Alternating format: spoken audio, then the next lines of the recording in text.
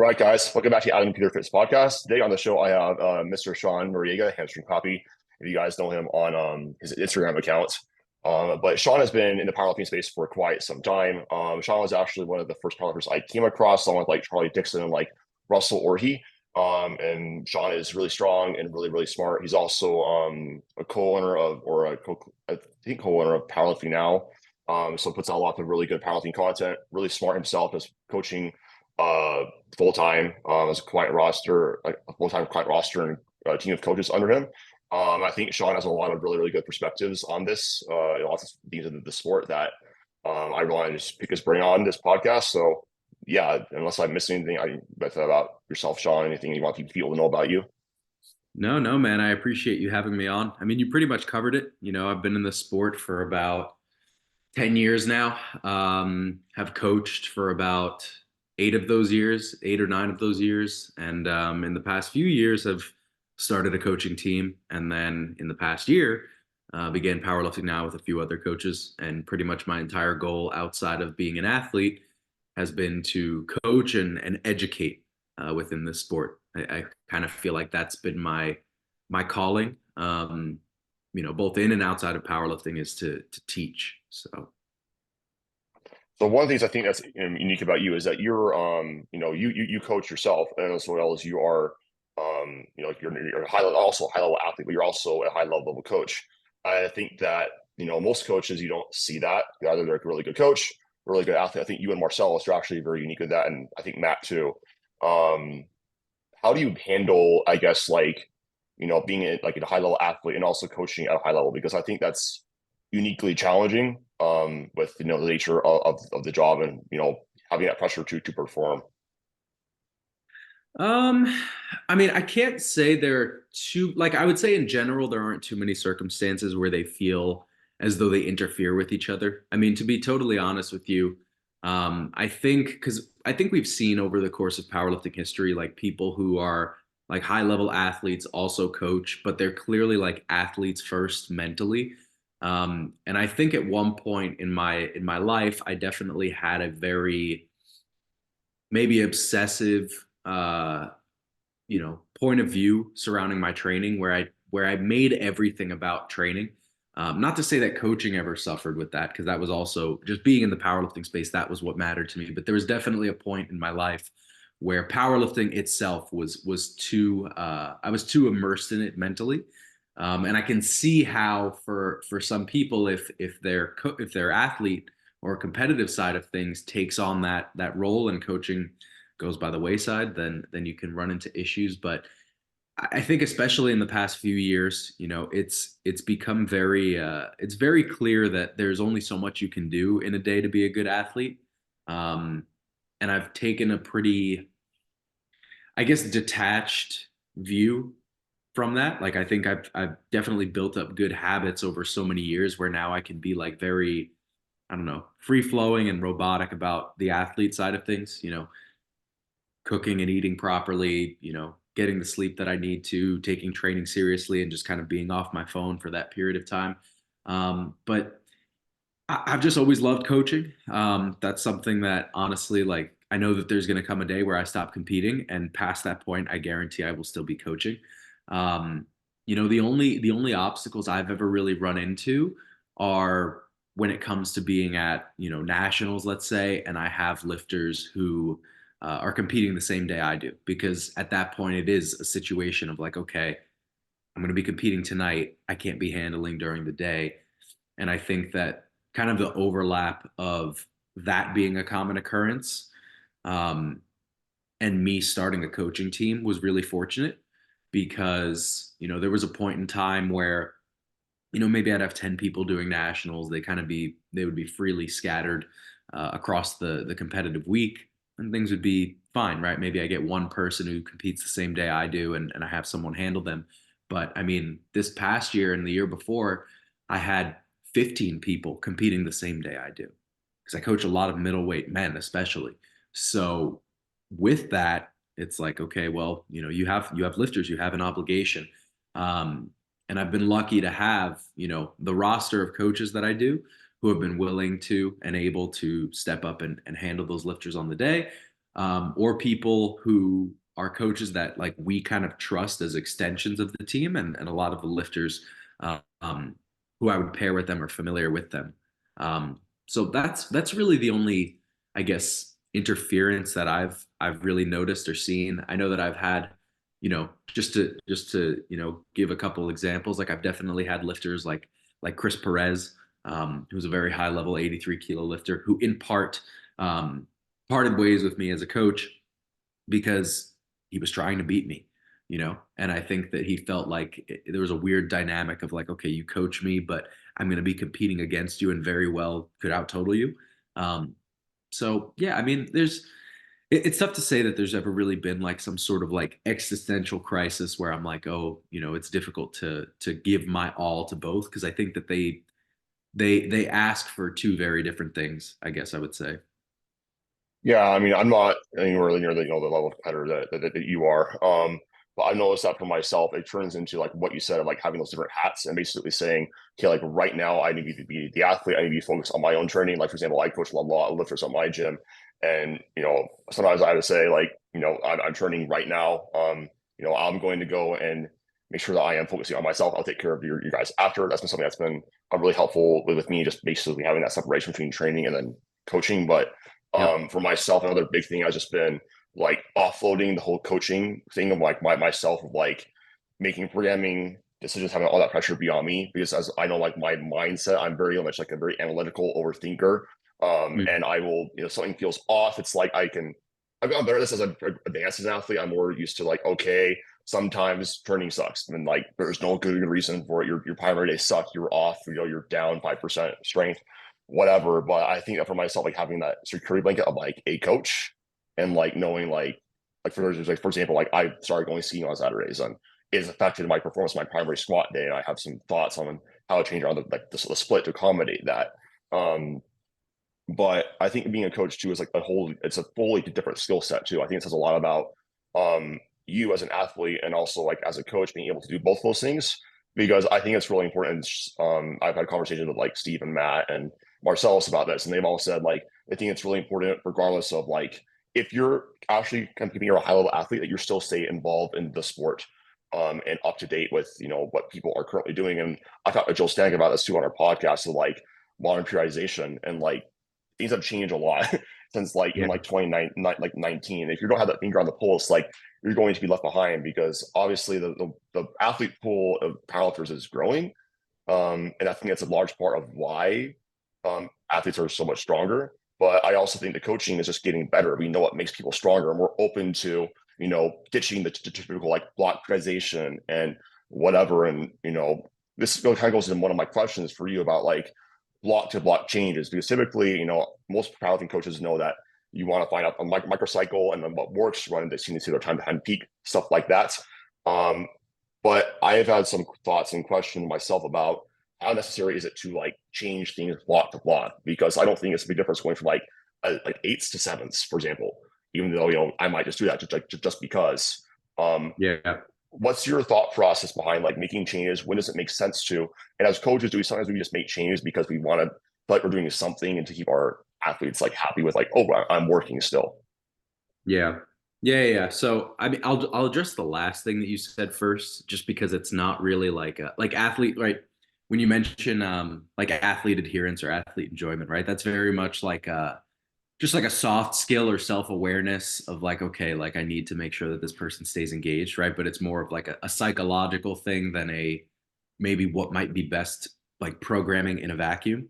So yeah, I mean, there definitely are times where I just want to make it clear to an athlete, like, hey, you know, this is the reason I would like to not change these things, but if you're feeling some sort of demotivation or kind of lack of intensity, here's the set of things that I think could be changes that won't be like disruptive ultimately. But if we're talking like working with an athlete who's just going to be adherent, they understand the purpose of a coach and why, they'll ultimately put the trust in the decisions that you make.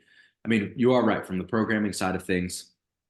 Periodizing is not really like true periodizing on like a linear time scale as much anymore, right? Like you said, you kind of just find what works and you run with it.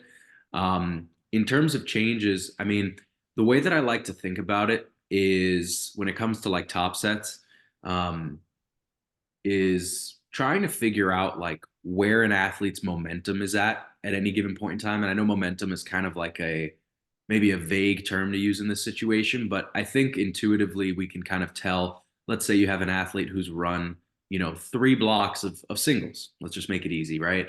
There's clearly a way to tell whether or not that athlete is on the upswing with momentum or on the downswing, right? And the most obvious way would be, they take a single. What is their E1RM based on that single, right?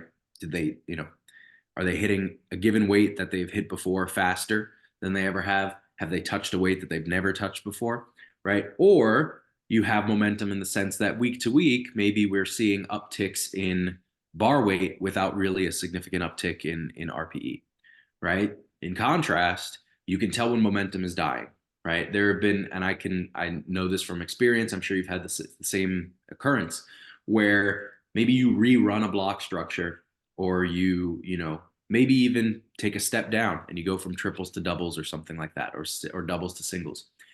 And that block, that final block that you're in, despite more bar weight being, more load being put on the bar, they're not better than the previous block, right? You might have somebody take a triple with 270 kilos and it moves at 8.5 to 9, let's say.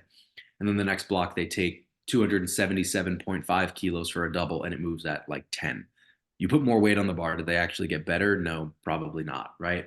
So I always try to kind of assess like, where is this athlete's momentum at, right? It's like reading like a chart for like a stock's price, right? It's like, where are we at in that journey, um, because what I decide to do with top set progression kind of depends on not just the data in front of me, but like the predictive power of, okay, where are we going to go from here, right? Is this athlete capable of actually pushing things for another block, or do we need to kind of reset the macro cycle in its entirety? Are we at the end of the road essentially in this progression, right? Because I think that there is a lot to be exhausted from any given microcycle structure over the long term.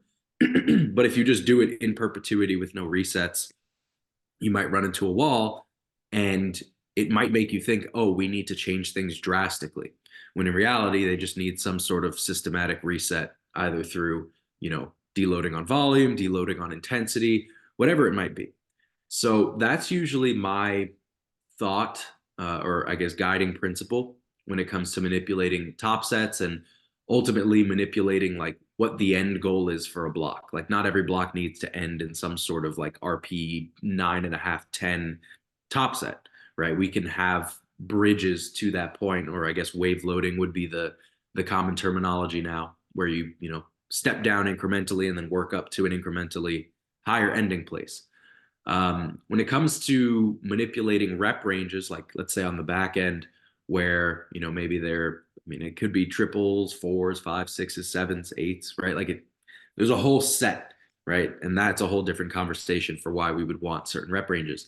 But with any given lifter, usually what I try to do is figure out like what sets of rep ranges are kind of interchangeable for them, and consequently like where are they stable to work in and where do things become volatile. And what I mean by that is, like you said, sevens might be the same as eights. And there might be circumstances where there's more to be gained out of those eights, right? Like if we're still in a phase of training where the momentum is riding on those top sets, then I might say, well, we're still moving well, right? Like we're still on the upswing. So why am I going to touch those back downs? Let's just keep it the way that it is. Maybe I decide for some reason or another that the top sets can incrementally step down because I want to push towards some sort of higher intensity. But if I perceive that there's this ongoing momentum, I don't really need to touch that. Um, but I could end up in a situation where I'm trying to find a way to, increase the overall stress of their training, not just on the top set end. Or I'm simply curious on finding what those boundaries are. So going back to when I said volatility and stability, eights could be like sevens, but sixes could be way different than sevens. And obviously I'm over exaggerating here, but there certainly are ranges of reps that for some people the response is equal, or you can, to take that to a bigger extreme, there are plenty of lifters who you can like block periodize with, right? And they get the desired result, right? You could go from doing a 3x8 one block on your, let's say your primary squat day, to like a 4x6 or a 4x5 on that same day in the successive block and have great results, right? But there are some lifters where like their response to a certain set of rep ranges, be it, let's say 7 to 9 for argument's sake, right? That might be restricting them to a certain percentage of their 1RM in a way that allows them to like, move fast for a majority of the set, to recover appropriately for their, successive training weeks. But then once you dip below that, maybe the stress of the intensity is too high, or maybe they're good enough at reps that they're now able to tap into a new, intensity range that they previously weren't. And now like your tonnage looks way different from week to week. Maybe they're like where they get sore differs from week to week. I'm just naming all like the different, I guess, possibilities that can arise from this. But basically, my goal is to always, if I figured out fundamentally a structure that works, my goal is to never really, hopefully at least, never leave that stable zone on the rep ranges that I feel are consequential toward their progress. And I know that Steve has made a post about this before. I don't know why this is the one that comes to mind, but it does. It was with when he worked with Anas on bar, where it was like their deadlift rep work. And he was saying that like they had tried doing like 5s and 6s, I believe, and previously had done 4s as like the main work on that. I don't remember which day, so I'm not going to make it up. But it was one of the deadlift days that were like, yeah, we always worked with 4s. Then we tried to go to 5s or 6s, and like things would just fall apart. So then we just came back to 4s, and like whatever sort of problem solving strategy that they used, they closed that door and looked in other areas, and that yielded success. It was like flipping a switch, and everything was fine. And I know for myself, pretty much throughout the entirety of like my successful deadlift career, I would call it, I've never really dropped rep work below sets of 6, 7 really, because any time that I would try to work in a mid to low rep range as like the bulk of my workload, my deadlift would tank. And I remember when I first realized that back in 2019, I didn't really know why. All I knew was that because at the time I worked with Joey Flex, who block periodizes. I remember that I would just have really good like off season deadlifts, and then as we would make our way into prep, like squat would blow up, deadlift would kind of hold on, and I'd be like, oh well, the taper will take care of it. And then I'd show up to meet day, I'd still feel good, but it was like, oh, 12 weeks ago I pulled 700 for an easy single, and then meet day 700 was really really hard. So yeah, long ramble there, but I hope that answers the question. No, I mean, man, it's not an easy answer. And I think that every powerlifter's experience. I've experienced this with all my, everything I've done, like on bench press, like, like I seem to respond best to like 5 to 10. I know every single time when I do like most of my volume, like 1 to 5, like I detain, I get too fatigued. And I know that Steve has made a video on like, maybe this is because of range of motion, and I haven't really found that to be the case, to be honest with you. I don't know why some people respond better to certain rep ranges, but some people just absolutely do.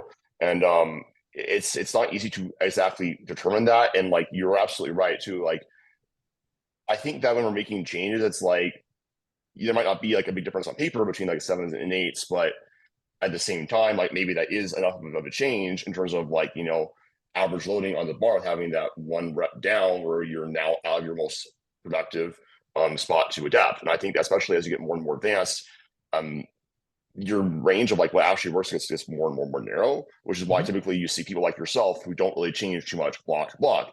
It's like you're going to keep running like the same thing. You might change a top set here and there, but you have so much data, like what works. You don't really want to get away from that. I think one other thing too is that I guess in terms of like making changes, I do think a lot of it does come down to like what is like in terms of like what you find like momentum. I don't think you want to change that, because if you found that momentum, like there's no reason to necessarily change things, unless somebody's getting some sort of pain, or they have more muscle soreness or whatnot. And I mean, I think like with my deadlift, for example, it's like I think especially like the microcycle like structure of like where you're placing that stress matters the most, and not necessarily like the reps. Um, but I'm not. That's been something that's always puzzled me. Is like why do some people respond better to higher reps and lower reps and whatnot? And I just don't. I don't think it necessarily matters a lot. I know Mike Cheater's been like talking about this like ad nauseum too. Or like he doesn't know why some people just respond best to certain rep ranges. Just that you just know that some people just they get lots of momentum and they're able to see PRs back to back. And like I one of my clients, Austin, like every time we go twice through squatting and deadlifting, he just tanks, like just absolutely tanks, just gets back fatigue like crazy. And also, like you're talking about this, like if we do blocks of singles, he just doesn't do well. His best blocks have been triples, just triples, triples, triples, and like there's not really a good reason to not do that if it's not working, especially because like he's pretty much been able to do a YOLO single at the end of like his blocks of triples and always PR. I don't think it necessarily matters.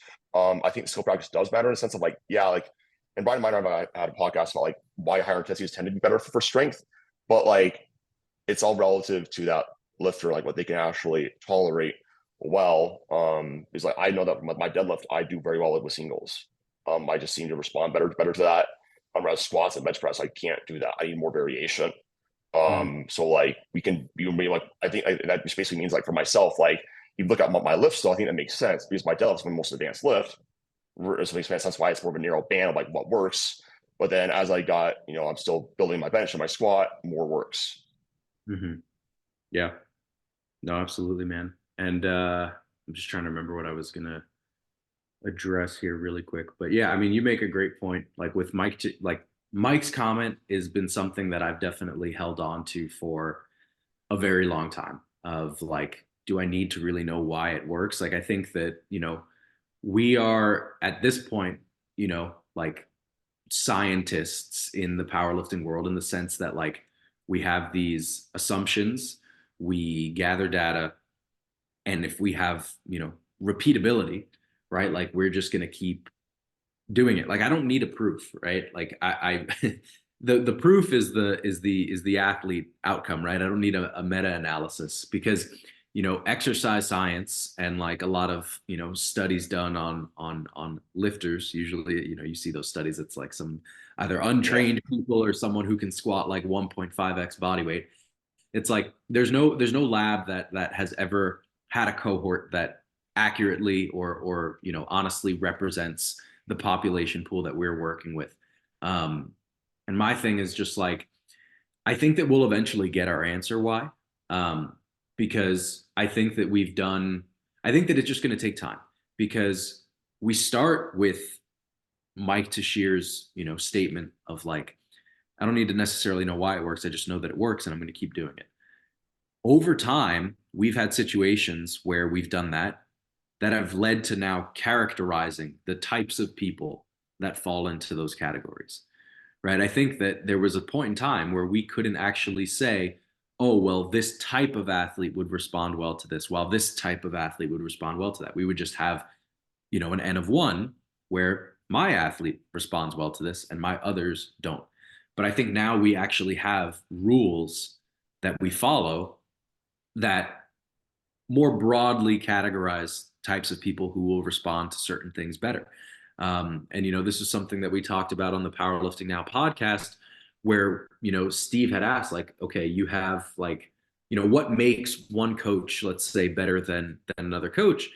And I think that the experience, specifically defined as being able to look at a new athlete and have an entire reference in your head of either people you've worked with, people you currently work with, or people that your colleagues have worked with, to be able to say, you move like that person. Your training that you're coming to me with is like the antithesis to what someone who looks like you does. And clearly it wasn't working. Like you have so many reference points to be able to make a good decision faster. Um, and I'm sure that in years' time, we'll be able to more accurately, describe, why certain things work or don't. I remember, I'm trying to remember when exactly it was. It might have been around 2019, 2020. I remember because I was really adamant and vocal about the concept of rep range sensitivity. I remember there were some coaches making posts kind of in response to not necessarily just me, but that narrative being more publicly discussed, saying that like there are no magic rep ranges. And it's like, I mean, yes, there are no magic rep ranges in general, but there certainly are ways of programming any given lift, with rep ranges being a major part of that, that for a lifter can make or break their performance on that lift. And I think that now that's a very generally and widely accepted idea. I do think that tonnage is something that we've gotten too far away from personally. I talked to Johnny Kaufman about this in my gym last Friday, and I've noticed that one of the big things that happens between people ability to get stronger, and certainly myself, is the polarity between like your secondary day and your primary day, like loading or like intensity has to get so much greater. Just because, if you're Johnny Kaufman, you're deadlifting like 850, like, if you're still doing like sets of five with like 700 pounds, that's a lot of trauma.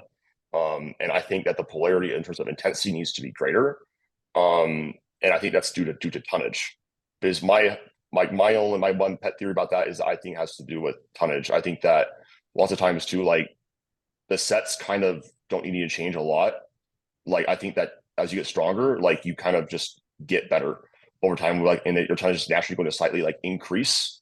Mhm. But I don't think that I think that it comes back a lot to that concept of tonnage and total work performed during a week. Yes, and a lot of my personal experience with athletes as they've gotten stronger has been like we had to manage loading more to accommodate for that across like the week. And as I've Mhm. kind of done and gone like some of the math, I'm like, oh, this is keeping my tonnage more similar, but because they're stronger, it has to be a change in like how we like their percent back down work or how we're dividing that stress. Like I've had some athletes who like one of my clients, Trevor, we squatted 606 and like we were doing like 3x6s and he just got super like fatigued for just, and then I was like, let's see the same back down intent like percent drop. We're going to do like a 6x3 and just had this massive explosion.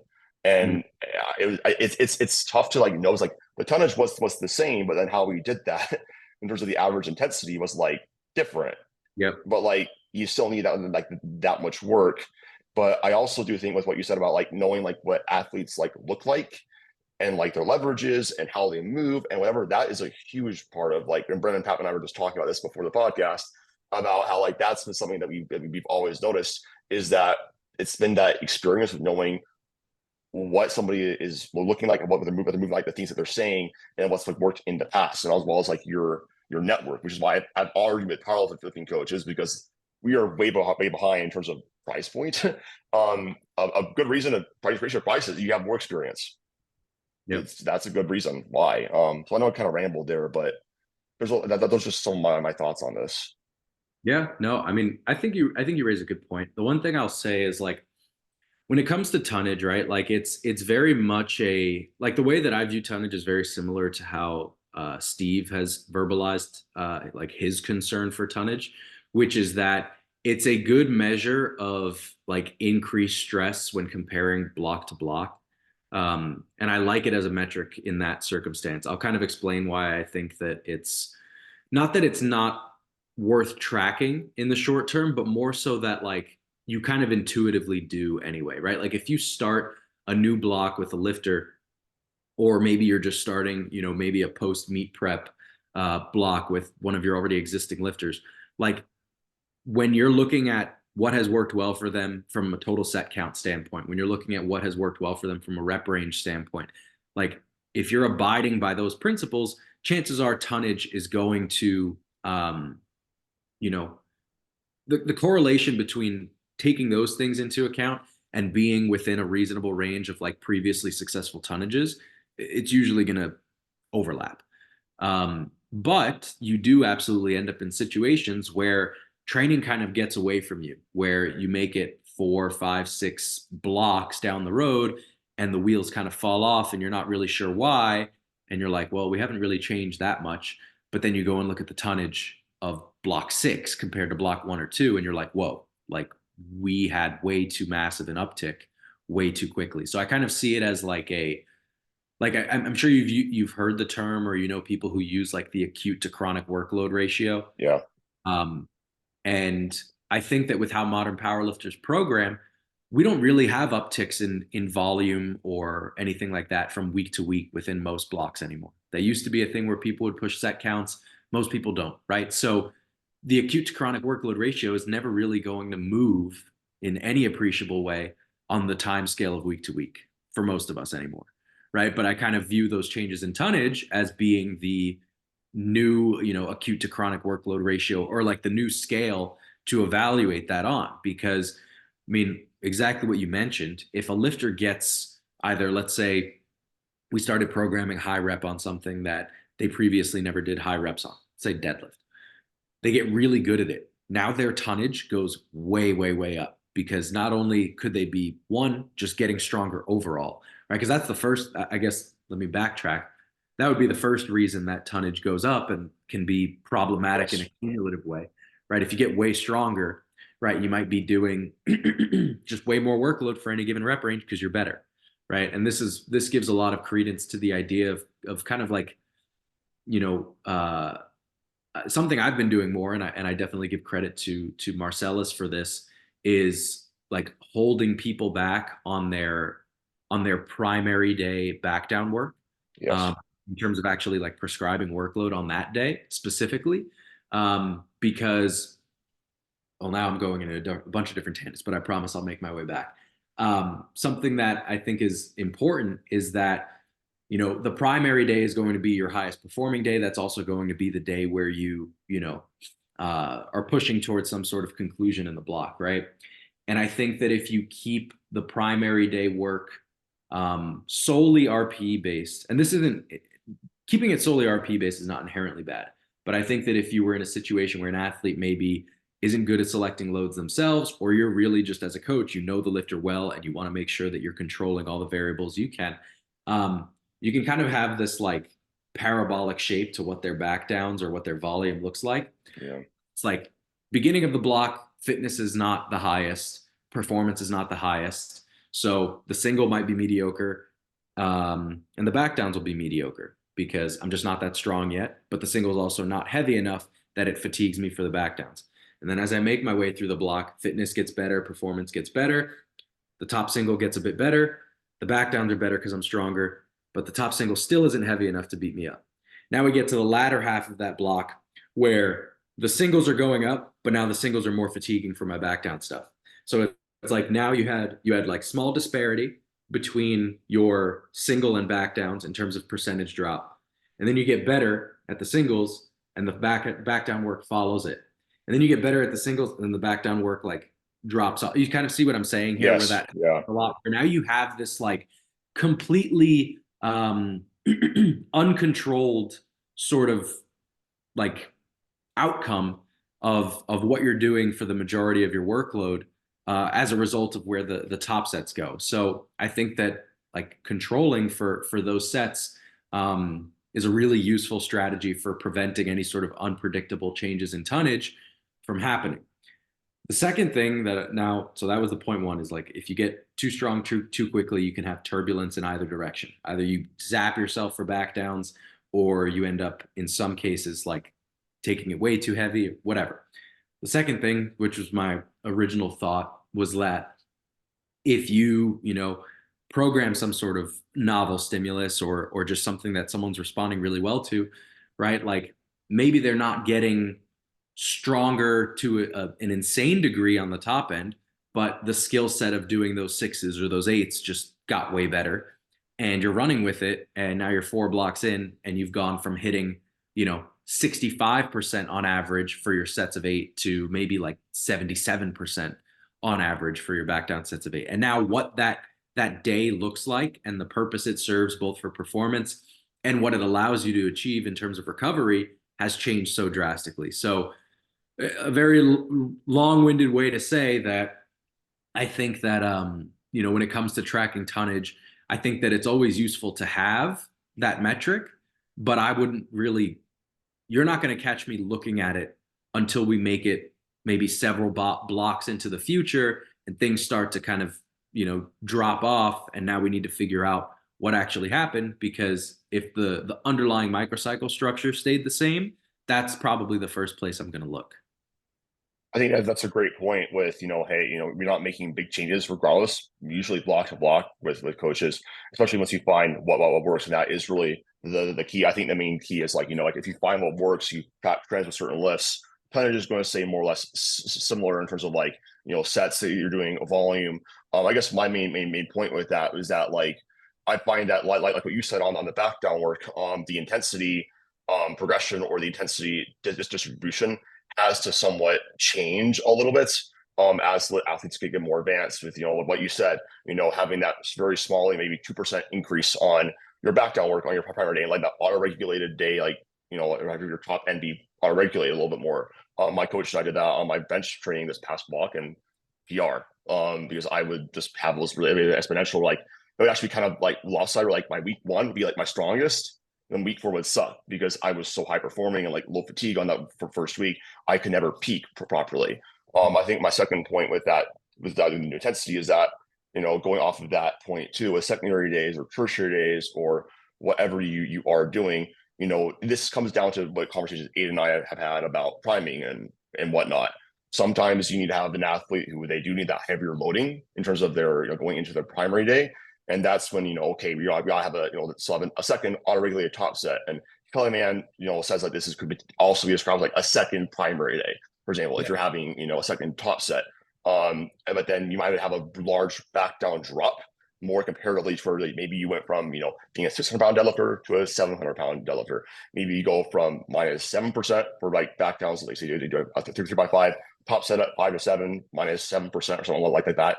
You might need to go to -12% to help manage that fatigue as the weight is getting heavier. Because I have seen anecdotally, and I've experienced this too, if I'm going up by that much in my rep max, if I don't adjust my back and work in accordance with that, or how much fatigue I'm getting from more stimulus, therefore by being stronger, that's when tonnage tends to get skewed a little bit, and that's why people stall. That's also what you were kind of saying with, well, if we're seeing like these big changes in tonnage, maybe we can go back. But like I think especially with like people in powerlifting don't do that RP thing of like progressing sets week to week. Like, I don't think that's necessary at all, even in bodybuilding. But like, it's usually going to be changes in intensity and tonnage. And I know Steve has a whole video on this on his YouTube channel for free, which is fantastic. Versus that's the number of thing where he manipulates across a powerlifter's training career. And that's what I find I typically do as well, as long as we know like its microcycle structure is sound and it's still working well. Yeah.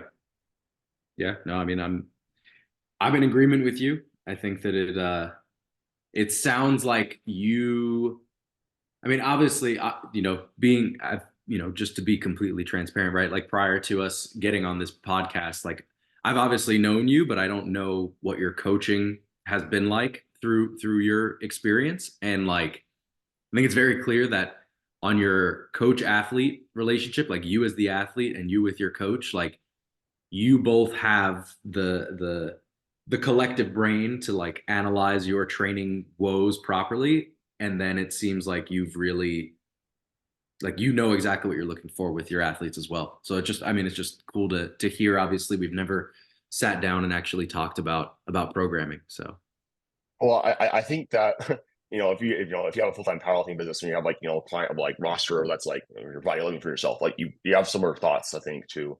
Also others, I think it's pretty normal as a powerlifting coach to be like, am I just crazy? Like what's like am I seeing, like I don't know why it's just working. Like is anybody else like noticing this? But like it's something that I've just noticed. And I think that like I've had some athletes who like are very like laid back and they like respond a lot to like a lot of different things too. Athletes are like more neurotic and like data driven, like they need to see the progress. And if we don't see the progress like week to week, they start to like freak out.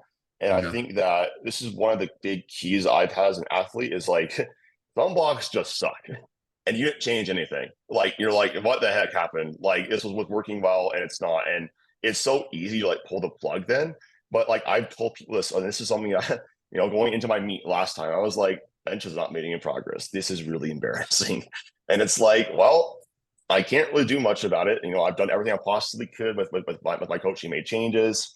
And sometimes you just need more time to make adaptations. I think that's one of the tricky things too about like competing and being a good powerlifter is that you might go into a meet when like your training just it sucks for like no good reason. And it's a difficult sport because I know Stephanie Cohen's talking about this. Like it's like you literally have 9 attempts.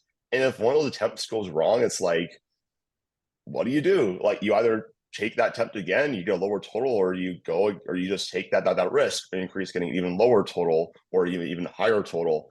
I think that's why as coaches, like we tend to really rely on these trends more often and than not. And I think it's why like the best, like I think more powerlifters are heading in this direction where they stay with their coaches for a long time.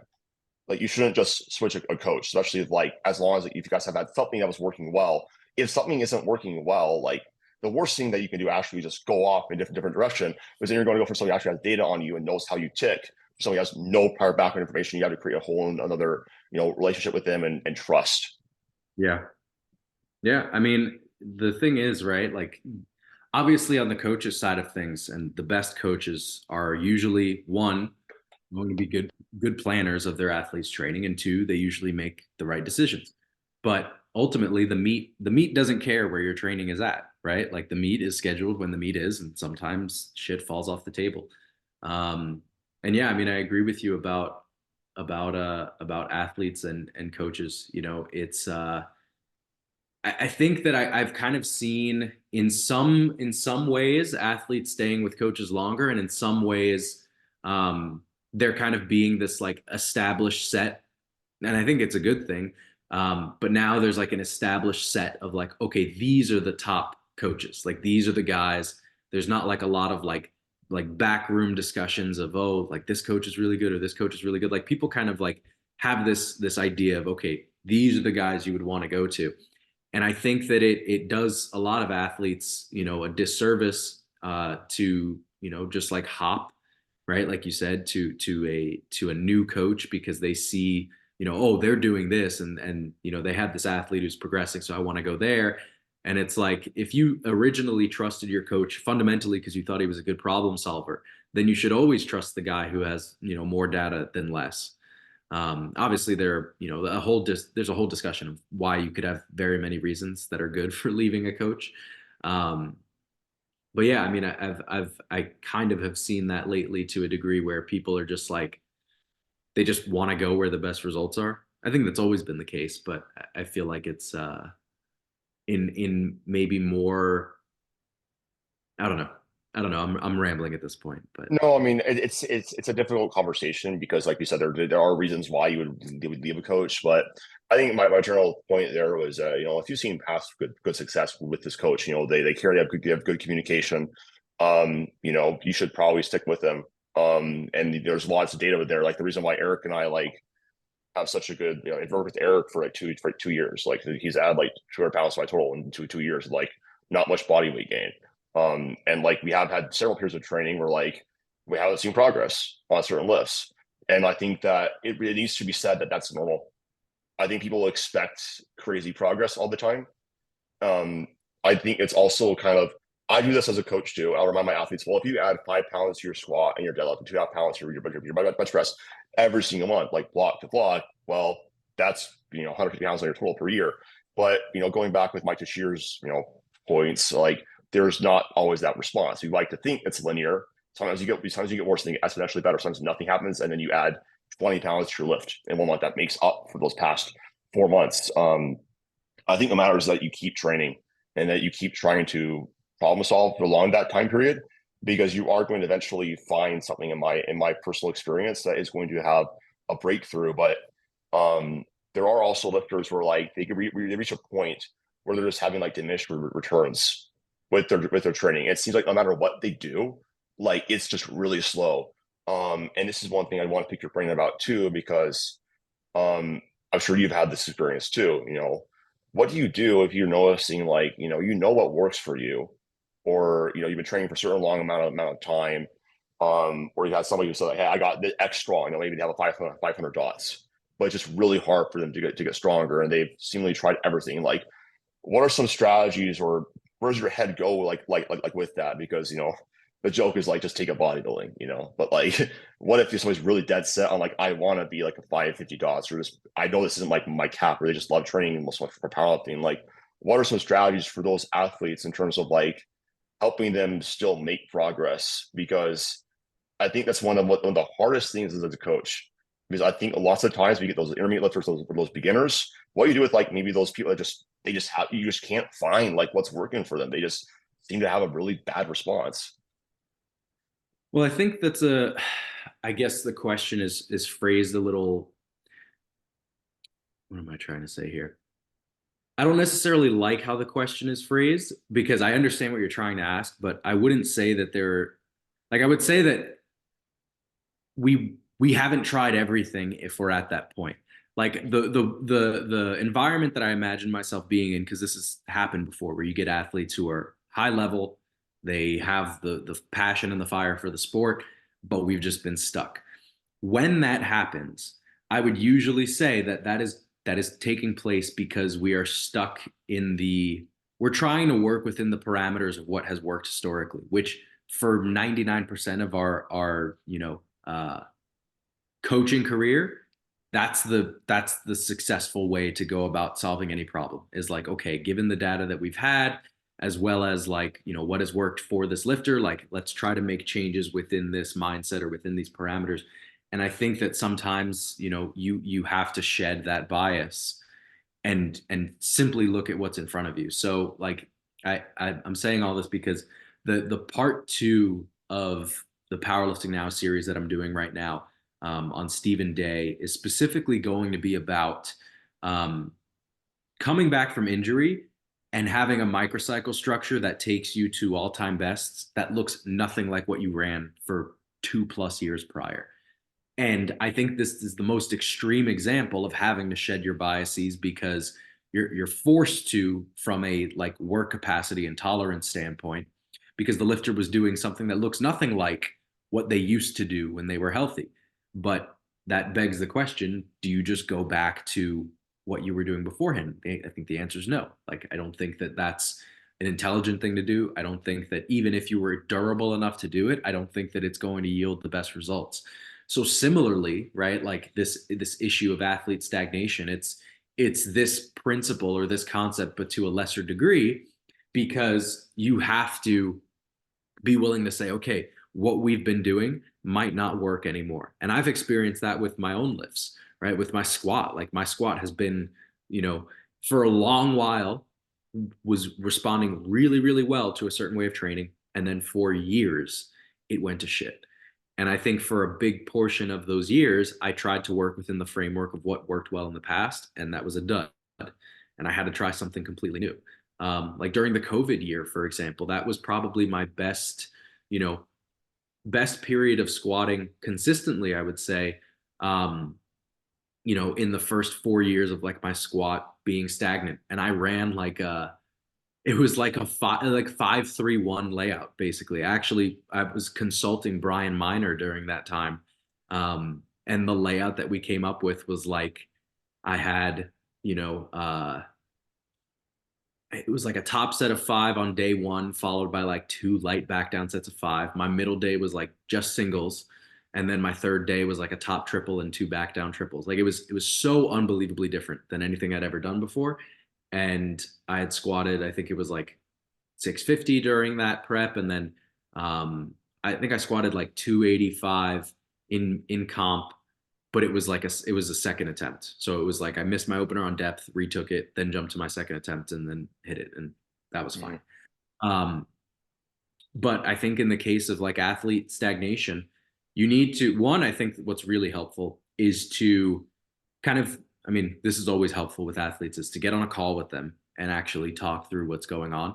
And like I said, that's always important to do. But what I would say is that we almost get used to the type of feedback athletes give us, right? Like, especially if we've been working with an athlete for a long period of time, like sure we're going to get times where maybe they feel super beat or maybe they didn't get a lot of sleep or whatever, but we get used to how that athlete communicates certain issues to us. And I think that it's actually helpful to sit down and be able to say like, okay, like what is it that you're actually feeling? Because you might get new information out of them that they otherwise wouldn't have communicated in kind of their normal day-to-day dialogue. Like I think both parties get habituated in how they communicate to each other. um, and I'm in those circumstances, like I'd be totally willing, in the event that things really aren't progressing, if we've tried everything, quote unquote, um, to really get outside of the box with it. Um, And those would be the times where you do make like maybe some of the drastic changes that inexperienced coaches are making on a block to block basis. Like this might be a time to, try. I mean, I'll give you a perfect example actually. David Chan. David Chan is one of my 83 kilo, or I guess 82 and a half kilo lifters. Phenomenally strong squatter and deadlifter. But his bench was terrible for years on end. And we had started working together at the end of 2019. And in onboarding, we started a 5 day a week bench structure, um, because he was previously doing four and it just like wasn't working and he felt recovered and all that sort of stuff. And it went really, really well. Went really well for about a year. And then, he was getting like overzealous and I was getting overzealous. It was both of us really, where, he had clearly like made the bulk of the progress he was going to make on that layout. And he was like, I feel really good. Like I feel really recovered. Like I think I can handle more. And at that point in time, like I was definitely programming bench at a higher frequency for most people on average. So leaning into my bias, I was like, yeah, like let's try 6 days, see what happens, right? Like you crushed 5 days, your body's recovering really well. Like let's see if we can get more out of more. And we tried 6 days. There were like some key sessions that he had that maybe indicated that we were getting a little bit better, but overall things didn't really improve. So we tried that for maybe, a few months. And then we went back to 5 days and bench just sucked, right? Like it was probably like 2.5 years. So the first year, the first half year. So we're at a year and a half. And then we had another additional year on top of that, bringing us to the 2.5 years of just trying to troubleshoot within what we believe to be the framework that would yield success for him. And nothing. Like he was stuck at that like 160 kilo range. And then he had an injury relating to his lower body that really put squat and deadlift on the back burner. And he went from having the best meet of his life at Warcat at the end of 2021, to, having to rehab squat and deadlift with an already bum bench that he didn't really have a good mental outlook on. So it's a very demoralizing situation to be in, where you have like the one lift that you kind of always are like, like this lift's just going to suck forever. But at least I have these other two. And then he, hurt his back and glute, and then you have nothing now. So it was kind of in that moment where I was like, okay, we've had an incredibly long period of being stagnant on bench, trying to be very like fine tuning and systematic with things. And now he also has the other 2/3 of his powerlifting career like taken away, right? From my side of things, I see the urgency and the desperation because I'm like, I don't want this kid to quit powerlifting. Like, I don't want him to hate this because he's having such a miserable time. Like, I have a great relationship with David. I love David. Like, I want to see him succeed to the point where I'm like, I'll do anything from the coaching side of things to make sure that he does not quit this sport. And I'm looking at his training and I'm like, you know what? Like, this dude does not have muscle mass. And I was like, and we've tried in incremental ways to feed in weighted dips, to feed in chest press, to feed in, direct tricep work, whatever it is. But if I'm clinging on to this idea that I need a certain level of specificity on bench, I'm going to be chasing two rabbits and catch neither. And it was at that point where I was like, you know what, like I don't even think that it makes sense to go from, to try to incorporate more bodybuilding stuff on the 5 day structure. I don't even think, just with how his week would look, that 4 days is going to be enough to fit all of this in. So I cut him down to 3 days of benching, and only one of them was comp bench. He was doing 3 days of bench. The first day was a medium grip Larson press. The middle day was like a close grip touch and go. And the third day was the comp day. And we took out singles entirely for the sake of removing any sort of mental attachment to what I should be capable of on the top end. I think we had started off with it was like sets of 5. Um, and with that spacing, the amount of bodybuilding work we were able to fit in was exponentially higher than anything that we could have done on a 4 or 5 day a week structure.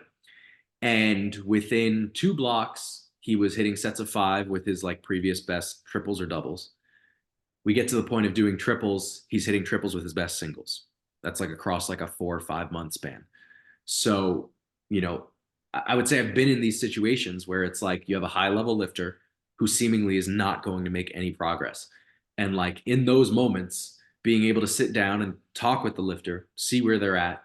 It was almost like the gravity of my fear that he was going to quit the sport is what directly influenced like the severity of the programming change that I made. And like now, going forward now, it's been, I guess, 2 years from that point in time, a little bit less than 2 years. I mean, he's probably going to be a 400 plus pound bencher in 2024. And like in terms of the overarching structure that we have, it looks almost identical to what we were doing during that phase. The only change that we've really made now is so we made a drastic change because we needed to.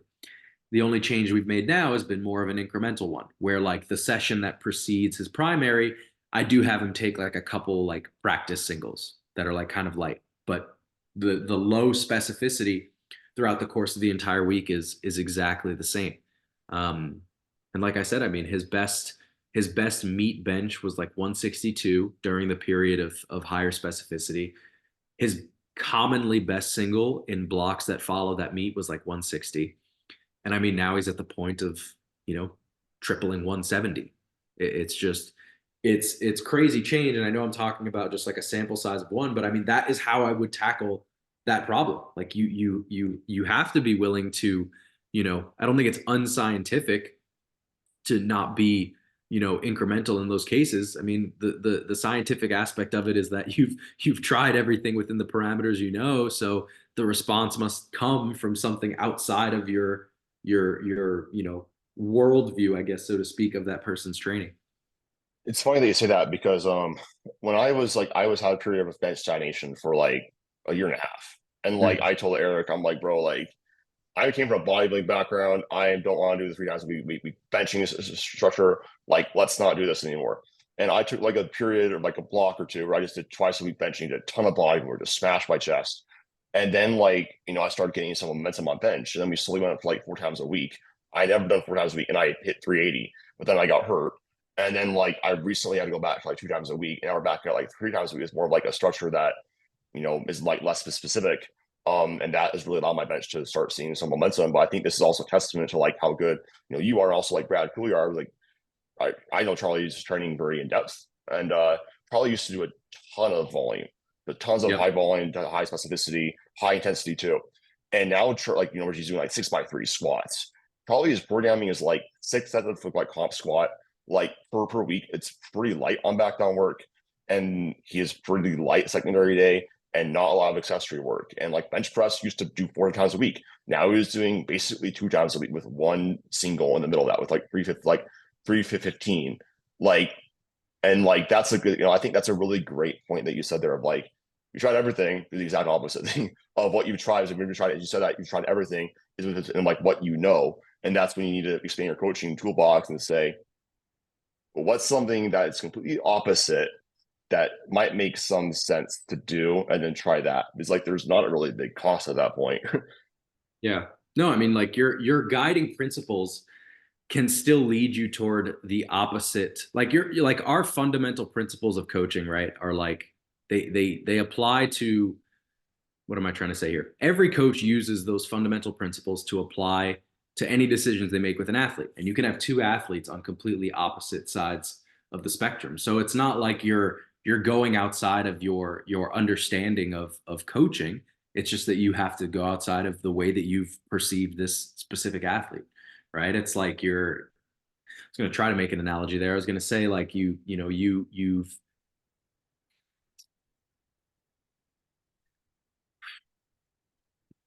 but yeah. All right. I'll It's just all leave it. good.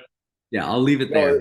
I mean, in all honesty, like it is being resourceful in those situations requires sometimes like very, I don't know, drastic changes. changes. Yeah.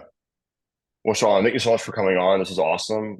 We didn't even get to like even like 1/8 of what I wanted to go over. So we'll probably see if I can get you on maybe like Brad or something like that, like a round table if we can do that in the future. But Well, I think thank you a lot for coming on the podcast. If people want to find you or hire you for coaching, what's the best way to do that? Yeah, so I mean, my Instagram is at hamstring poppy. If you're subscribed to Powerlifting Now, then obviously you see my videos on there, which are all just educational based videos. If you're not subscribed to Powerlifting Now, I highly recommend it. It's an educational platform started by myself, Steve DeNovi, Marcellus Williams, Matt Cronin, Marshall Powell. Um, and our goal is to just be the powerlifters library, putting out educational content for athletes and coaches. um, I very highly recommend it. I don't think that there's a better resource for coaching or athlete education in the sport, and I think that it's going to get to a point where all of the information will get centralized on there, so we're very excited for that. um, Website, teamnoria.com, if you want to inquire with myself or any of the coaches on my staff. At this point in time, I'm personally full, but I do have coaches on the team who are looking to take on athletes. So Great. I'll make sure I include all that stuff in the show notes. And thank you guys for listening. I'll talk to you guys in the next episode.